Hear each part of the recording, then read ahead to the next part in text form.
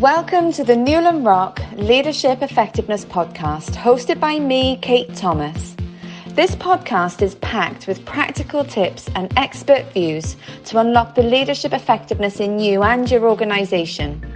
My name is Kate Thomas, and I'm a leadership effectiveness expert and the founder of Newland Rock, a consultancy dedicated to focusing on increasing leadership effectiveness for talent-savvy companies and individuals. In this podcast, I will share my experience of supercharging leadership performance and business results with you. Join me and the best thought leaders for topical discussions and talent-centric insights. Joining me on today's episode is Guy Day, Director of Executive Search Consultancy Barton Rock. As a former CEO and now founder of his own executive search business, I'm interested to hear his thoughts on how the Great Resignation is impacting senior executive hiring. What will influence executive talent to move on to something new? And what do organisations need to do to attract this level of top talent?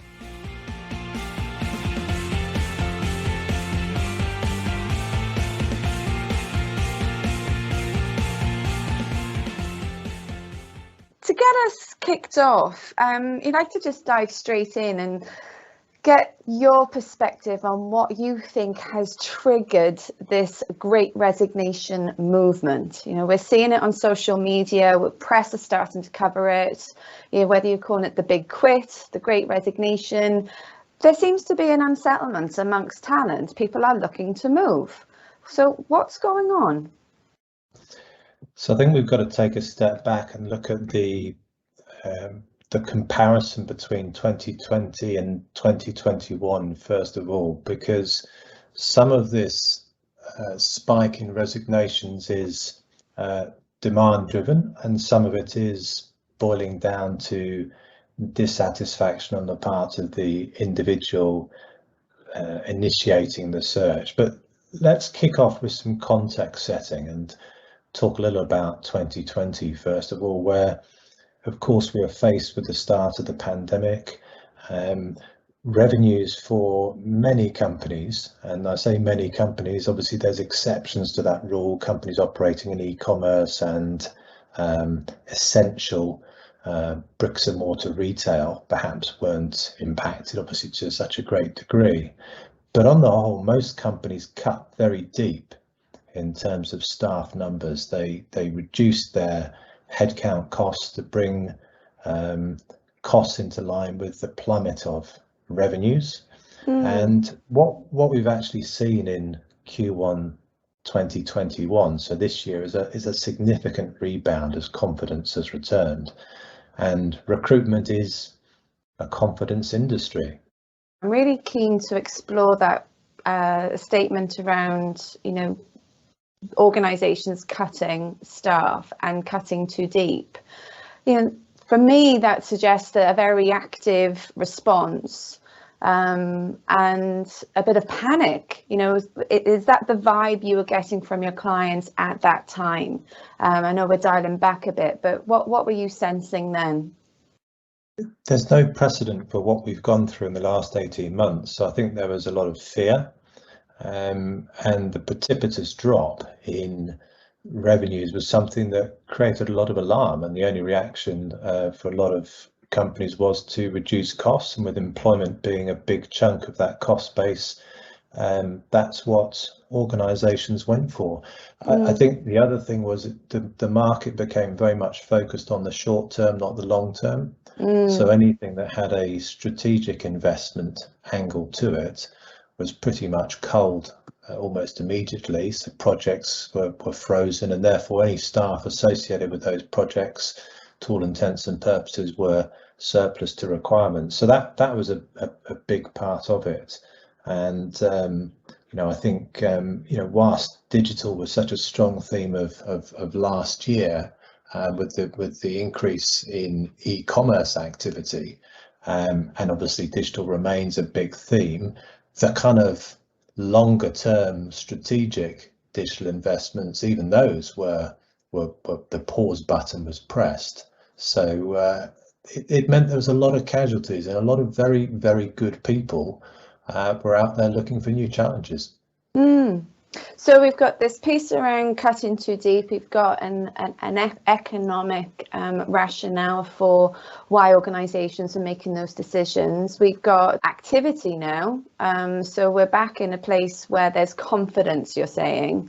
So what's triggering a great resignation? I suppose what I'm hearing is there's confidence back in the market. That means, you know, your organisation is needing you.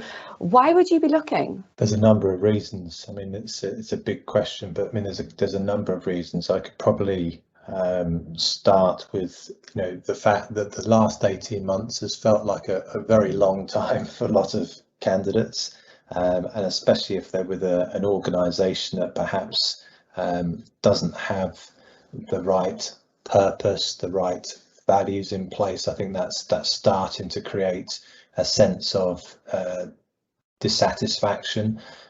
So I think there are individuals that are looking for a different type of environment, and culture is a big part of what individuals are now looking for. I think there's also a consideration is people wanting to keep their skills very current. Okay. So if, for example, you're working in a company that is perceived not to have a very clear and ambitious digital vision, and therefore you're not necessarily going to learn the type of or gain the type of digital skills that you would in another organization, individuals are being tempted to move elsewhere to try and keep their skills current. So those are two pretty big drivers in the eyes of individuals.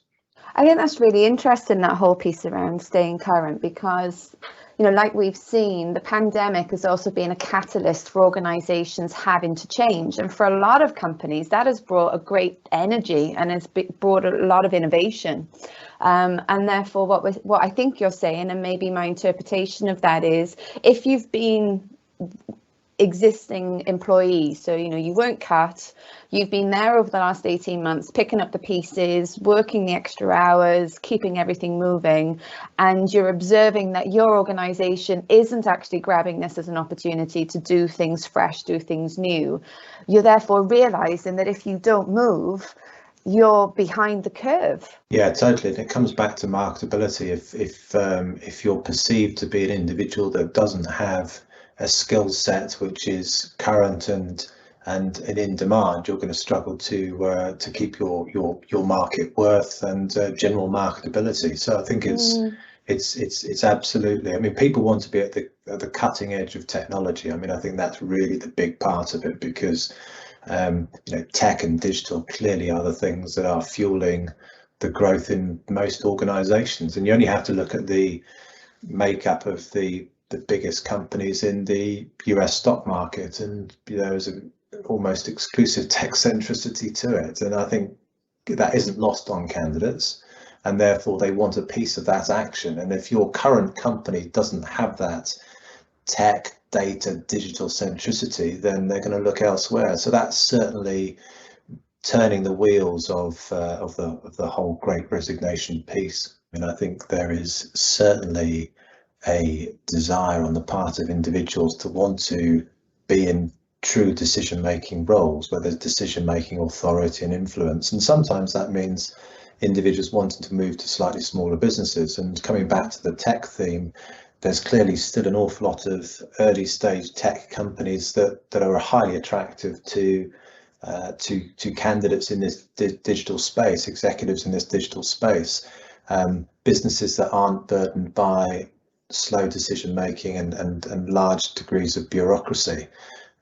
So that influence piece, and almost being a bigger cog in a smaller machine, is certainly quite appealing. But I also think, you know, culture comes in the form of having the right purpose, having the right I know work-life balance is clearly something that's been spoken about a lot in the context of mental health and well-being over the last few years in particular. But I think that is becoming more and more important to people. And I think probably less so at the senior executive level. I mean, I don't think that an extra half an hour on commuting to an office makes the difference between someone going for a job or not at a very senior level. But there's definitely more discussion around balance and about having a working environment that allows you still to prioritize personal life. And that's something that's going to be very important to future companies' employer value propositions. So I don't know what you've seen personally, and whether human beings, by definition, we go back to the ways that we used to work over time, but there's certainly been a lot of discussion about those things becoming more important to people in job moves. Yeah, look, I think it's a really important piece. And actually, when you talk about it from a senior leadership perspective, I would actually say it's even more so important with senior leaders, because they're actually in the driving seat for making decisions which impact the masses within an organization. So if your senior leaders are feeling extremely overwhelmed, stretched, exhausted, and burnt out, therefore cognitive capacity is not as great as it could be, it impacts their effective decision making.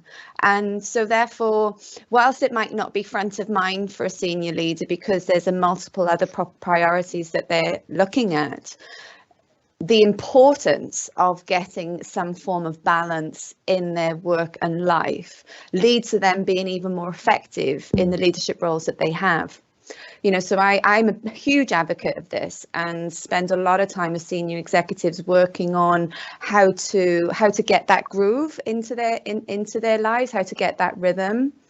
And I think that there's been some really good articles showcasing how, you know, reduced travel has meant that families who have parents working in senior roles, they've had more access to dinner time conversations, lunch times, whether that be together or whether that be with family members as in immediate children. It's just brought a bit more of that, to your point, around being human and having connection with people. So a really important topic, and something that I think has, you know, like we mentioned earlier, the pandemic has impacted us in several ways, and it's been a catalyst to a lot of things. Well-being is certainly one of those. And I'm curious to know, you know, when we're coming back to, and maybe seeing this as a last point, when we're looking at the themes that are coming from executives who are looking to move, are you finding that the financials is a number one priority, or are we starting to see a bit of a shift in, well, what is my opportunity to influence here? How will I stay current here? What will I learn? What's my balance going to be like? You know, where does the money sit? Yeah, I mean, it's a really interesting point, because it's very unusual for money not to be in the top couple of things that's important to someone in any job move.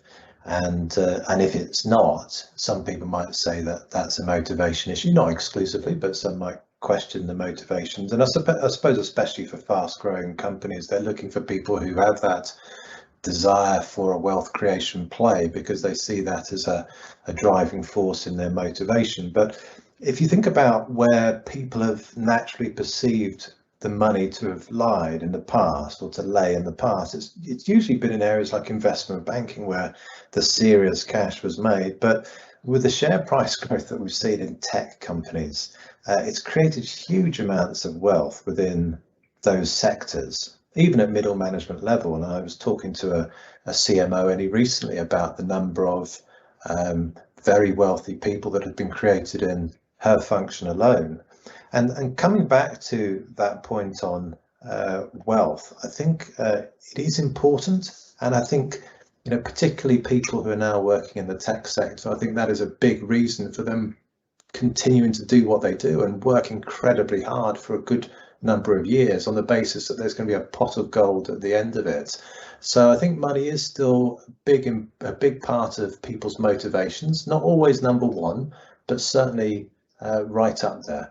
So let's maybe look at it from the perspective of the clients that you partner with, and the conversations you're having, the advice you're giving around how they navigate this whole piece around the Great Resignation. You know, because if I look at it through my lens, I'm thinking, gosh, clients have just had to deal with what has been this pandemic and the eruption from a pandemic and the changes pandemic has made, they might be starting to feel a little sense of calm, meaning that we're getting used to a change of rhythm of working. We're a little bit more stable in many ways. Certainly we were, when it first kicked off. And now they have to deal with this prospect that they're going to have a number of top talent executives look to leave. So what are you hearing? Maybe you can give us some thoughts on the conversations you're having with clients on the flip side.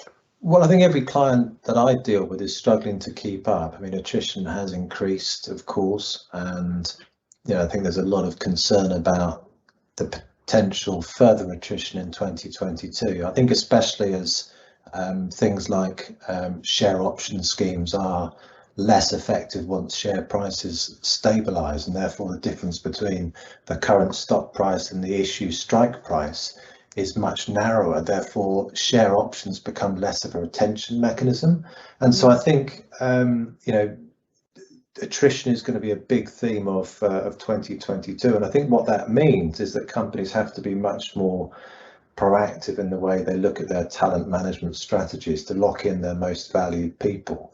And I think that talent management is always something that people have talked about. I think it's becoming even more pressing now, and I think it's about a few things that I've reflected on. First of all, is knowing what the market worth is of the best people that you employ, and are you in line with that market rate?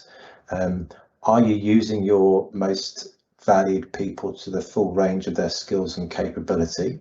What's their path for progression? And probably a fourth point would be, what do they want to do? What do you want out of them as an employer?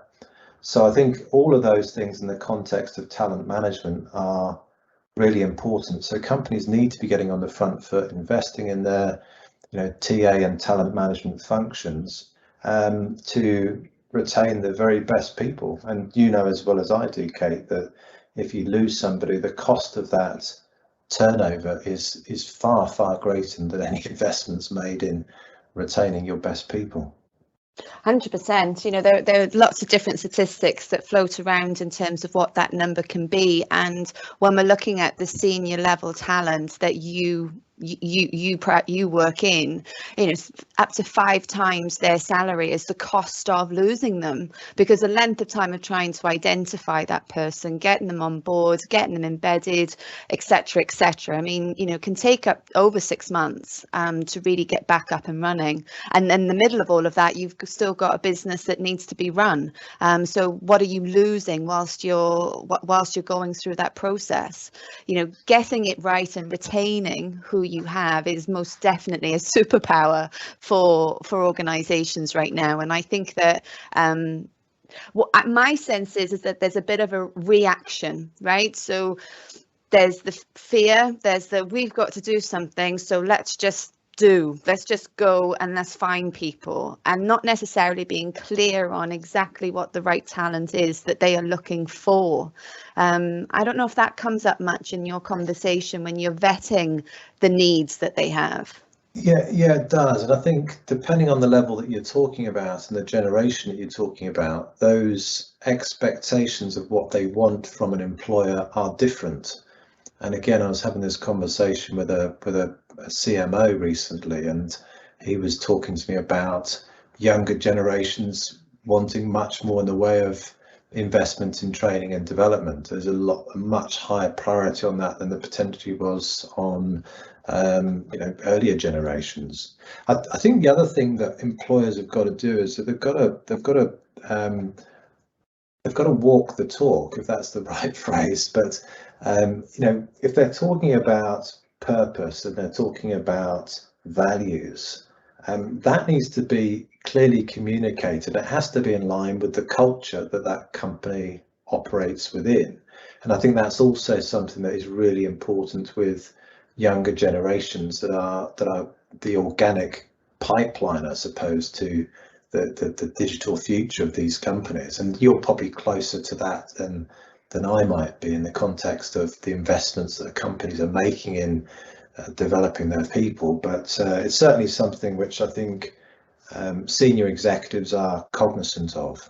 It's for me more around making sure that they are identifying the right people to invest in. Yeah. And that really does come down to being clear on the strategic direction, being clear on what that means in terms of the characteristics, the skills, the attributes. What are we actually looking for? And not always then thinking that somebody who is a high performer is going to actually have the potential for more.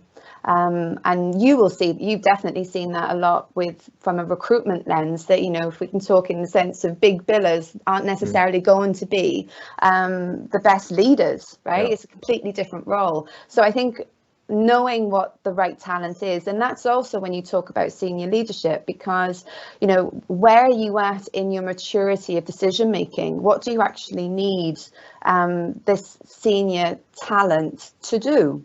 And making sure you get that match.